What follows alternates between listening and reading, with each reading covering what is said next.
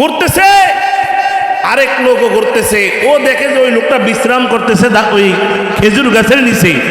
মনে মনে করে পাইছি রে সারাদিন, কারণ জাকাত তো জাকাতের স্থানে পৌঁছানো লাগবে। কোন জায়গায়? যে জাকাত পাওয়ার যোগ্য তার কাছে জাকাত আপনাকে পৌঁছে দিতে হবে। যদি না পারেন, ভেজাল মনে করেন, তাহলে জাকাত পান্ডে জমা দিয়ে দিতে হবে। আবার হেরা কারে দিবে, হেরা জবাব দিবে, আপনার আদায় হয়ে যাবে।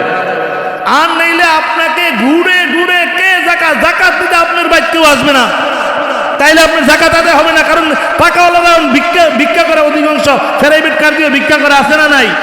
গাড়ি আইলে ওই আমের আরো রাইখা পরে ভিক্ষা করে। আবার যে এভেলেবেল নেটের মধ্যে আপনারা দেখেন না, ভিক্ষুকের কাছে আইফোন পাওয়া যায়, কথা কয়েন, আছে না নাই? তাহলে আপনি যারা ভিক্ষুক মনে করেন, ওর কাছে 1.5 লক্ষ টাকার মোবাইল আছে, জাকাত আপনি কত টাকার মালিক?